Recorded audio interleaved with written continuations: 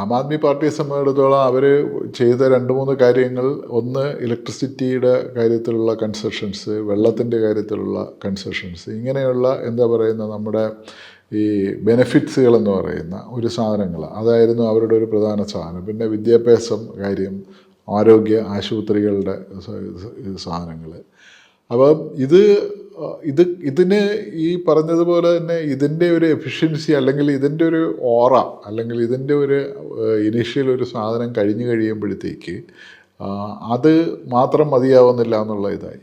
അപ്പം ഇത് സംസ്ഥാന ഗവൺമെൻറ്റുകളെല്ലാം തന്നെ ഒരുപക്ഷെ ഇന്നല്ലെങ്കിൽ നാളെ നേരിടുന്ന ഒരു സാധനമാണ്. ഒരു കേന്ദ്ര സർക്കാർ നിങ്ങൾക്ക് യാതൊരു തരത്തിലുള്ള ആനുകൂല്യങ്ങളും അല്ലെങ്കിൽ ഒരു തരത്തിലുള്ള ഫെഡറൽ സംവിധാനത്തിനകത്തുനിന്ന് തരേണ്ട ഒരു തരത്തിലുള്ള സംഭവങ്ങളും തരുന്നില്ല എന്ന് മാത്രമല്ല, അങ്ങനെ നിങ്ങൾ സാമ്പത്തികമായിട്ട് ഒരു ഉപരോധം ഏർപ്പെടുത്തിയിട്ട് നിങ്ങൾക്ക് പ്രവർത്തിക്കാൻ പറ്റാത്തൊരു സാഹചര്യം ഉണ്ടാക്കുകയും ഒരു സംസ്ഥാന ഗവൺമെൻറ്റിന് ലെജിറ്റിമേറ്റായിട്ട് അതിൻ്റെ ഉത്തരവാദിത്തങ്ങൾ നിറവേറ്റാൻ പറ്റാത്തൊരു സാഹചര്യം ഉണ്ടാക്കിയിട്ട് അത് മുഴുവൻ ഈ സംസ്ഥാനത്ത് വികസനമില്ല എന്ന് പറഞ്ഞിട്ടുള്ള ഒരു പൊളിറ്റിക്കൽ ക്യാമ്പയിൻ ഇവിടെ നടത്തുന്ന ഒരു സാധനമാണ്.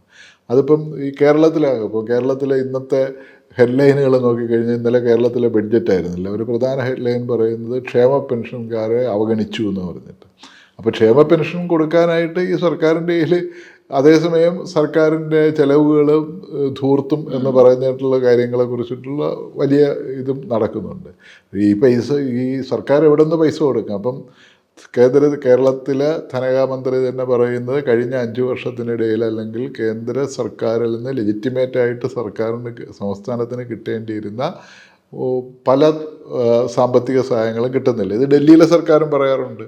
ഡൽഹിയിലെ സർക്കാരിന് വേറെയും കുറച്ചുകൂടെ ഉണ്ട്. കാരണം ഡൽഹിയിൽ ഒരു പകുതി സംസ്ഥാനമെന്നേ പറയാൻ പറ്റുള്ളൂ. കാരണം ആ ലോ ആൻഡ് ഓർഡറും മറ്റു കാര്യങ്ങളും എല്ലാം തന്നെ കേന്ദ്ര സർക്കാരിൻ്റെ കീഴിലാണ്. പിന്നെ അവിടുത്തെ ലഫ്റ്റനൻറ്റ് ഗവർണർ കാണുന്നുണ്ടെങ്കിൽ ഈ ഡേ ടു ഡേ ഫങ്ഷനിങ്ങിൽ പോലും ഇടപെടുന്ന രീതിയിലുള്ളൊരു സംവിധാനം അവിടെ നിലനിൽക്കുന്നുണ്ട്.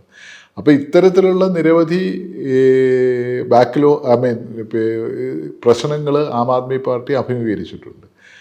അതെല്ലാം തന്നെ ഈ തെരഞ്ഞെടുപ്പിൽ, കാരണം ഈ 10 വർഷത്തെ ആൻറ്റി ഇൻകംബൻസി എന്ന് പറയുന്ന ഭരണവിരുദ്ധ വികാരവും കൂടെ ചേരുമ്പോഴത്തേക്കാണ് ഈ ഒരു സംഭവം ഉണ്ടായിട്ടുള്ളതെന്ന് പറയുന്നത്.